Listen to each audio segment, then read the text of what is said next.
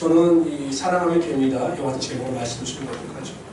제가 얼마 전에 김수미 씨, 탤런트 김수미 씨가 진행하는 밥은 먹고 다니냐 프로그램을 잠깐 제가 이렇게 시청한 적이 있습니다.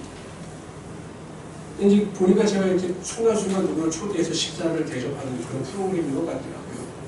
근데 그날 나온 그 초청받은 사람이 좀 독특했어요.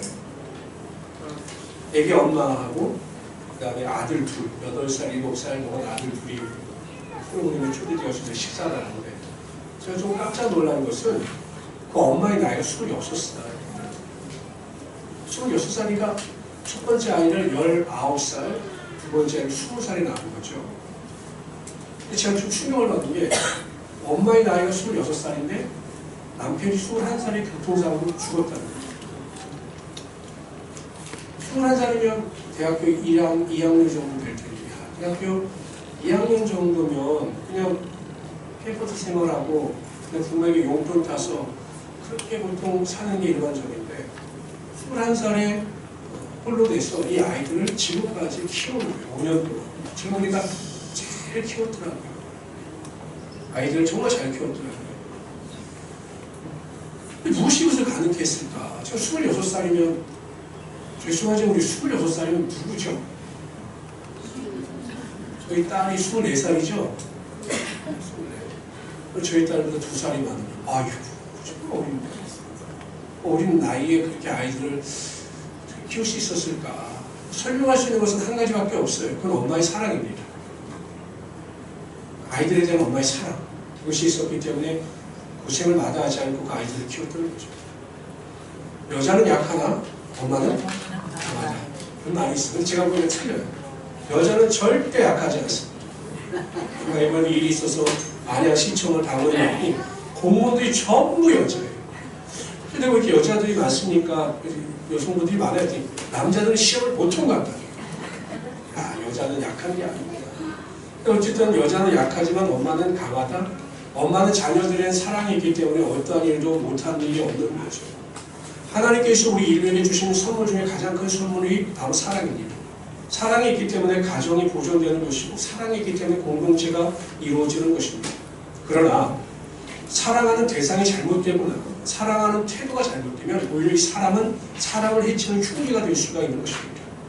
여러분 구약시대에 하나님의 경고하심에도 불구하고 이스라엘 백성들은 하나님을 사랑하지 아니하고 우상을 섬겼습니다. 우상을 사랑했습니다. 그래서 결국 심판을 받아 멸망을 당하고 70년 동안 나라 없는 민족으로 유인을 당했습니다. 요즘에 매스컴에 자주 오는 내린 기사가 데이트 폭력이에요. 그래서 제 딸이 항상 경고합니다. 조심해라. 남자 조심해라. 남자 잘 먹는 남자 사랑. 항상 기도하고 남자는 아버지 위에 믿지 말아라. 이렇게 이야기합니다. 근데 여러분 그 사랑에서 여성을 폭행하는 남성들에게 뭐로 사랑을 때렸다는 거예요. 사랑이 아니라 집착이죠. 그러니까 사랑에 대한 잘못된 태도가 있기 때문에 그러한 잘못된 행위가 나타나게 되는 것입니다. 그러므로 우리에게 주신 하나님의 선물인 사랑이 온전해지기 위해서는 사랑하는 대상도 바라야 되고 또 사랑하는 태도로 올바라야 합니다. 바르게 사랑하는 대상을 정하고 바르게 사랑해야 그 사랑이 풍성하게 은혜가 될 수가 있다는 것이죠. 저는 오늘 시간 우리가 사랑해야 할 대상과 태도에 대해서 살펴보는 함께 은혜를 나누고자 합니다. 첫 번째, 우리는 하나님만을 사랑해야 합니다. 만을 강조했어요. 하나님도 사랑하는 것이 아니라 하나님만을 사랑해야 하는 것입니다. 여러분 이스라엘 백성들이 제가 잠깐 말씀드렸듯이 이들이 하나님도 사랑했기 때문에 문제였어요. 우상도 사랑했고 하나님도 사랑했습니다. 그래서 하나님의 성전에서 우상을 섬기는 제사를 드렸죠. 하나님 그 제사를 인정하지 않으셨고 그들이 하나님도 사랑하는 그들의 신앙도 인정하지 않으셨던 겁니다. 오늘 본문에 보면 하나님만 사랑하는 태도가 어떤 태도인가에 대해서 말씀하셔요. 마음을 다하고 목숨을 다하고 뜻을 다하여 주 너의 하나님을 사랑하라. 마음, 목숨, 뜻이에요. 여러분은 생명을 다하여 목숨을 다하여 하나님을 사랑하십니까? 하시오. 해버려요. 생명을 다하여 하나님을 사랑하십니까? 아멘. 그럼 하나님 여러분들 생명을 요구하시면 드릴 자신이 있으십니까? 허키해지는 가면 순교당할 거야. 너 글로 가라. 신석봉. 그럼 가시겠어요? 하실까요? 저부터도 못할 것 같아요. 근데 여러분 이 말씀이 너의 목숨을 다하여 주 너의 하나님을 사랑하라는 이 말씀이 우리에게는 그게 핏불 와닿지 않아요. 그러나 이 마태복음을 받아보던 그 당시 사람들은 생명을 다하여 목숨을 다하여 하나님을 사랑하라는 의미를 알았습니다. 왜냐하면 그 당시에 예수를 믿다가 혹은 예수를 예배하기 위해서 모였다가 잡히면 죽음이었고 경기장에 끌려가서 맹수의 밥이 되거나 화형식을 당하여 죽음을 당하는 일이었기 때문에 예수를 믿는다는 것, 하나님을 사랑하고 섬긴다는 것, 내 목숨과 생명을 바쳐서 해야 되는 일이었습니다. 요한계시록에 보면 소아시아 7교회에 대한 이야기가 나오는데 그 중에 서머나 교회가 나와요. 이 서머나 교회와 빌라델비아 교회만이 유일하게 하나님의 책망을 받지 않고 칭찬만 받습니다. 그리고 이 서머나 교회의 초대 교부가 누구예요? 폴리갑이라고 하는 사람입니다. 우리가 잘 알고 있는 요한의 제자예요. 이 폴리갑은 그 당시에 로마가 기독교를 핍박할 때 성도들에게 이야기하기를 절대 가이사에게 무릎 꿇지 말고 하나님만이 유일한 하나님이시니 하나님만을 사랑하고 하나님을 섬겨야 된다고 설파했습니다. 여러분 로마 입장에서는 눈에 가시죠. 그래서 폴리갑을 잡아 죽이라고 하는 명령이 떨어집니다. 그리고 폴리갑이 체포가 되어 경기장에 잡혀나옵니다. 근데 그의 나이가 86세였어요. 그런데 이 총독이 보기엔 너무 고령이고 인품이 되어 있으니까 안타까운 거죠. 그래서 그에게 이렇게 지랄합니다. 맹세하라. 그럼 내가 너를 석방할 것이다. 그리스도를 저주하라. 그럼 내가 너를 축복할 것이다. 이렇게 선포하라고 강요합니다. 그때 폴리갑이 유명한 말을 합니다. 이렇게 이야기합니다. 86년 동안 나는 그의 종이었습니다. 그동안 그분은 나에게 한 번도 잘못하지 않으셨습니다. 한 번도 나를 실망시키지 않으셨습니다. 그런데 내가 어떻게 나를 구원하신 왕을 모독할 수 있겠습니까? 라고 이야기했습니다. 결국 총독은 그를 화형에 처하라고 명령하고 그는 그 뜨거워진 장작더미에서 마지막 죽음을 맞이하게 됩니다. 여러분 목숨을 다하여 하나님을 사랑했기 때문에 사도 바울의 고백처럼 자신의 생명마저도 조금 더 귀한 것으로 여기지 아니하고 순교의 현장에서 묵묵히 그리스도를 증거하며 살아갔던 것이죠. 근데 우리 시대에 여러분 목숨을 다하여 하나님을 숨길 일은 없어요. 숨기당하는 일은 없습니다. 그럼 우리 시대에 목숨을 다하고 뜻을 다하여 하나님을 사랑한다. 그 사랑을 표현하기 위해서는 어떻게 해야 하는가? 그것은 하나님께서 우리에게 명령하신 하나님의 말씀을 온전히 순종하며 나가는 것입니다. 다 같이 읽어봅시다. 시작. 하나님을 사랑하는 것은 이것이니 우리가 그의 계명을 지키는 것이다. 그의 계명들은 그런 것이 아니로다. 하나님을 사랑하는 자들은 하나님의 계명, 하나님의 말씀에 절대적으로 순종하게 되어 있다는 것입니다. 제가 청년의 사역을 할 때 한 자매가 저에게 이성 상담을 해왔습니다. 지금 사귀는 사람이 있는데 이제 결혼을 해야 된다는 거예요. 그런데 도저히 남자에 대한 신뢰가 없다는 것입니다. 그래서 목사님하고 상담을 하고 목사님이 결혼을 하지 말라고 하면 안 하겠습니다. 이렇게 말하는 거예요. 아니면 자기의 결혼을 내 손에 맡깁니다. 와서 이야기를 하는데 답하더라고요. 왜냐면 남자가 약속 시간이 기본이 1시간이 있는다. 그리고 어쩔 때는 나가서 기다리고 있으면 그냥 무조건 전화해서 오늘 못 나가니까 그냥 들어가라고 그런다. 음식도 자기가 먹고 싶은 대로 먹고 약속도 자기가 정하고 싶은 대로 정하고 자신에 대한 존중과 배려가 전혀 없는 것 같다는 거예요. 목사님 이 남자와 결혼해야 할까요? 딱 말했습니다. 헤어지라.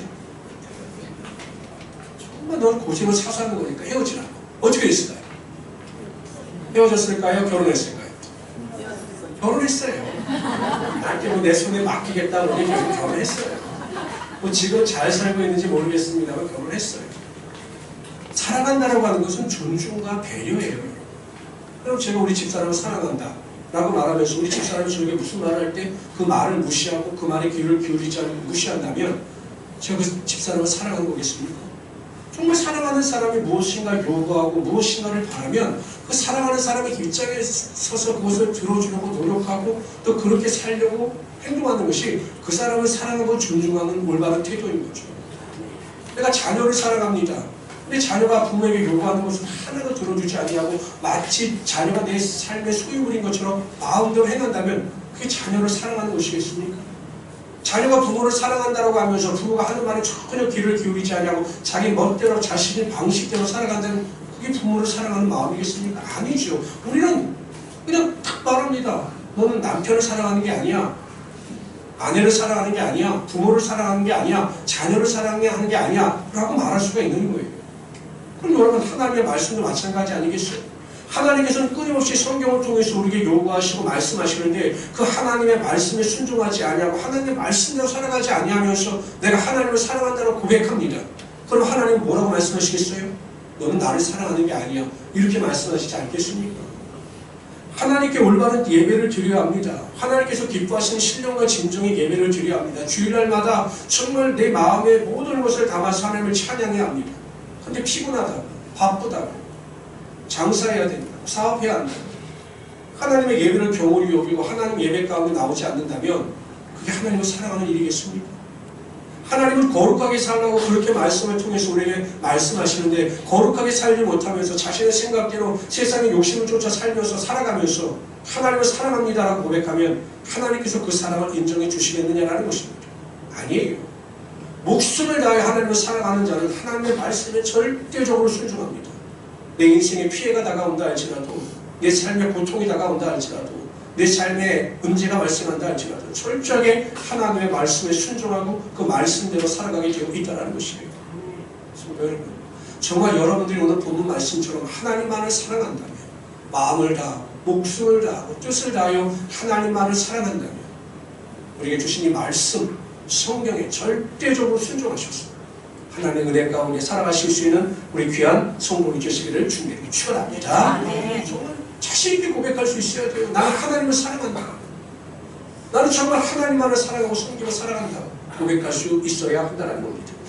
두 번째로 이웃과 형제와 가족, 성도를 내 몸과 같이 사랑해야 합니다. 오늘 본문의 39절 40절을 다시 한번 읽어봅시다. 39절 40절 있습니다. 시작. 둘째는 그와 같으니 내 이웃을 내 자신과 같이 사랑하라 하셨으니 이 두 계명이 본 율법과 이웃을 내 몸과 같이 사랑하라. 뿐만 아니라 요한복음에 보면 이렇게 말씀하셔요. 다 같이 읽어봅시다. 시작. 새 계명을 너에게 주노니 서로 사랑하라. 내가 너희를 사랑한 것 같이 너희로 사랑하라. 너희가 서로 사랑하면 이로써 모든 사람이 너희가 내 제자인 줄 알리라. 서로 사랑하면 믿지 않는 사람들이 여러분들을 보고 저 사람이 예수 그리스도의 제자이구나 라는 것을 알게 된다는 거죠. 뿐만 아니라 요한일서 4장 20절 21절입니다. 시작. 누구든지 하나님을 사랑하느라 하고 그 형제를 미워하며 이는 거짓말하는 자니 모든가 그 형제를 사랑치 아니하는 자가 보지 못하는 바 하나님을 사랑할 수 없는 이라. 우리가 이 계명을 쫓게 가는다니 하나님을 사랑하는 자는 또한 그 형제를 하나님을 사랑하는 자는 그 형제를 반드시 사랑한다는 것입니다. 이 명제를 바꿔서 설명을 하면 형제를 사랑하지 못하는 사람은 하나님을 사랑하지 못하는 자라는 것이에요. 형제를 미워하고 남편을 미워하고 자녀를 미워하는 사람은 하나님을 사랑하지 않는 자라는 것입니다. 하나님을 사랑하게 되면 반드시 이웃과 형제와 성도를 사랑하게 된다는 것입니다. 요셉이 17살 때 형들에게 버림을 당합니다. 아버지의 심부름을 쫓아 형들이 무엇을 하고 있나 찾아갔는데 형들은 이 요셉을 물이 없는 구덩이에 던져버려요. 그래서 굶어 죽일 작정이었어요. 유다가 나타나서 중재합니다. 죽이지 말자. 그래서 은 20을 갖고 이스마엘 상인들에게 팔아 넘겨요. 그래서 애굽으로 가죠. 그게 나이 17살이에요. 고등학교 1학년 정도 되는 나이입니다. 살려달라고 여러분 형들에게 얼마나 애원했겠어요. 형들한테 정말 나 한 번만 살려달라. 근데 형들은 눈을 피합니다. 무시합니다. 끌려가면서 그 마음속에 분노와 우라가 치밀었을 거예요. 근데 여러분 형들은 요셉을 버렸지만 하나님은 요셉을 한순간도 버리지 않으셨습니다. 요셉과 함께 하셨어요. 그래서 그에게 형통과 축복의 능력이 나타나게 하여 주셨습니다. 보디발도 봤어요. 하나님께서 그와 함께 하시고. 여러분 다른 사람이 하나님께서 그와 함께 하심을 볼 정도면 요셉 스스로 하나님의 임재하심을 체험하지 않았겠습니까? 매 순간마다 자신과 함께 하시는 하나님을 경험했습니다. 하나님의 사랑을 체험했습니다. 그러니 그도 하나님을 정말로 사랑한 거죠. 어디에 있든지 간에 하나님을 사랑했습니다. 그러자 그 마음속에 있는 분노와 우라가 다 떠나갑니다. 그리고 형제들을 온전히 용서할 수 있게 되죠. 나중에 하나님의 뜻을 분별할 수 있게 되는 것입니다. 하나님의 사랑이 임하며 하나님을 사랑하게 되면 우리에게 어떠한 해를 끼쳤던 원수마저도 용서할 수 있는 사랑의 능력이 우리의 삶 가운데 반드시 임하게 된다는 것입니다. 제가 아는 집사님이 아버지의 폭력으로 인하여 어렸을 때부터 큰 고통을 받았습니다. 아버지가 알코올 좀 부으셨어요. 그러니까 술만 드시면 그냥 지가 막 풍비박산을 만드는 겁니다. 그래서 결국 고등학교 때 이혼을 합니다. 이 어머니를 쫓아 나갔죠. 결혼을 하고 아내의 전도를 받아서 교회를 다니기 시작합니다. 항상 이 아버지에 대한 문제가 마음에 무거운 짐이었어요. 왜냐하면 설교를 들을 때마다 목사님께서는 설교 말씀을 인용하시면서 성경 말씀 가운데 용서하라, 사랑하라, 원수까지 품어라라고 말씀하시는데 도저히 아버지만은 용서가 안 되는 거예요. 자신에게 상처를 주고 고통을 주는 그 아버지는 절대 용서가 안 되는 거예요. 내가 아버지만큼은 용서를 못 하겠는 거죠. 그것 때문에 저에게 이제 상담을 온 겁니다. 그래서 제가 말씀을 드렸어요. 집사님 힘으로 하시지 말고 아버지를 용서하는 문제도 하나님께 온전히 맡기십시오. 내가 억지로 용서하고 싶다고 해서 되는 것도 아니고 상처가 치유받는 것도 아닙니다. 근데 어느 날 집사님이 조용히 예배 시간에 기도를 하는데 하나님이 그런 마음을 주시더라는 거죠. 내가 너를 용서했는데 왜 너는 아버지를 용서하지 못하는 것인지 이 마음을 주시더라는 거예요. 나는 너를 위해서 네 죄를 위해서 십자가에 몸집여 피 흘려 죽었는데 왜 너는 그 아버지를 용서하지 못하는 것인지 이 음성을 들려주셔서 한참 울다가 십몇 년 만에 아버지에게 전화를 합니다. 그리고 아버지에게 사랑한다라고 고백을 했다. 이런 이야기를 저에게 들려주었습니다. 그랬더니 마음에 무거운 짐이 내려가는 하나님의 은혜를 체험하게 되었고 자신의 신앙에 큰 도움이 되었다고 합니다. 생각해 보세요. 예수님께서 여러분들을 구원하실 때 고쳐서 구원하셨습니까? 나는 너의 이러한 모습이 이러한 태도가 마음에 들지 않아. 근데 그것을 고쳐야지 내가 너를 구원할 거야. 이렇게 말씀하지 않으셨어요. 있는 모습 그대로 허물 있는 모습 그대로 우리를 사랑하셔서 십자가 보혈의 은혜와 능력으로 우리의 모든 죄와 허물을 다 덮으시게. 근데 여러분 왜 우리는 자꾸 따져가면서 사람을 용서하고 판단합니까? 왜 내 기준에 맞춰서 다른 사람을 판단합니까? 그리고 왜 그 사람을 사랑하지 못합니까? 예수님께서는 있는 모습 그대로 우리의 허물 그대로 우리를 사랑하셨는데 왜 우리는 다른 사람을 그렇게 사랑하지 못하느냐라는 것이에요. 제가 목회를 하면서 가장 가슴 아플 때가 언제냐면 목사인 내가 성도들을 사랑하지 못할 때예요. 그래서 제가 새벽 예배를 때마다 요즘에 기도하는 게 그겁니다. 하나님, 양떼의 형편을 툭 살피고 소떼에게 마음을 두는 목회자가 되게 해주십시오. 이제 이런 기도밖에 안 해. 뭐 큰 목회를 하게 해주십시오. 능력 있는 목회를 해주십시오. 이런 기도 안 합니다. 정말 양떼를 사랑할 수 있는 마음을 주시고 양떼를 있는 그대로 받아들일 수 있는 사랑을 주세요. 라고 기도합니다. 있는 모습 그대로 예수님께서 우리를 사랑하셨듯이 다른 사람을 있는 모습 그대로 사랑하시기를 바랍니다. 있는 모습 그대로 용서하시기를 바랍니다. 그러면 하나님께서 더 큰 은혜와 능력을 부어주셔서 다른 사람을 용서하고 사랑하며 섬기며 살아갈 수 있도록 축복하여 주실 것입니다. 그런데 여러분 보세요. 예수님께서 뭐라고 말씀하셨냐면 이웃을 사랑하는데 어떻게 사랑하라고요? 내 몸과 같이. 어떻게 하라고요? 내 몸과 같이. 결국 내 자신을 사랑할 줄 아는 자만이 이웃을 사랑할 수 있는 것이에요. 내가 나를 사랑하는 방식으로 이웃을 사랑한다는 것입니다. 그러니까 나를 정말로 사랑하고 내 자신에 대한 자존감이 높은 사람이 다른 사람을 온전히 사랑할 수 있게 되는 것이죠. 여러분들은 얼마나 존귀한 자들입니까? 예수님께서 여러분들을 위하여 희생제물로 돌아가셨어요. 저는 하여튼 이 다큐멘터리를 너무 좋아해서 다큐멘터리를 많이 보는데 이게 보면 경매를 하는 사람들이 있어요. 생선이라든지 농산물. 근데 그날 좋은 물건이 나오면 이 경매를 해서 물건을 사는 사람들은 어떤 대가를 지불하든지 간에 그 물건을 쟁취하려고 막 손짓을 합니다. 그래서 고가의 그 물건을 사요. 그러니까 많은 돈을 지불하면 지불할수록 그 품질이 좋다는 거죠. 우수하다는 거죠. 그래서 생각해 보세요. 하나님께서 우리를 얼마나 사랑하셨으면 독생자 예수를 그 대가로 내놓으신 거예요. 우리를 구원하시기 위하여 가장 사랑하시는 하나님의 외아들을 우리를 위하여 내어주신 거예요. 대가로. 그럼 우리의 가치가 얼마나 소중하고 귀한 존재입니까?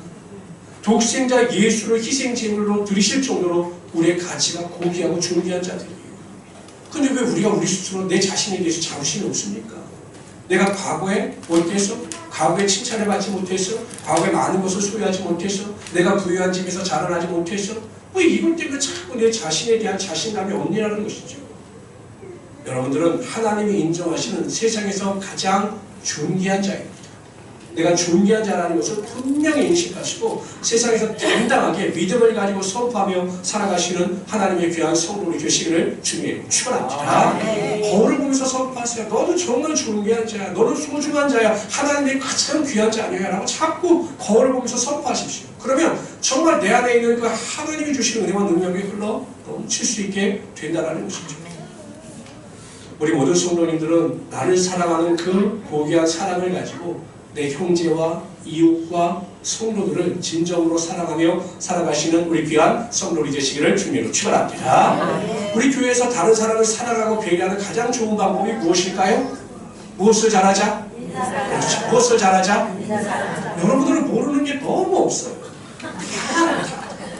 다 아는데 문제는 안 하니까 문제는 다 잘하시니까. 항상 웃으면서 무엇을 잘하자? 인사를 잘하자. 올 한 해 동안 인사를 잘하시는 우리 성도님 되시기를 주님 이름으로 축원합니다. 내가 인사를 했는데 안 받았어요. 어떻게 될까요? 다시 인사하자.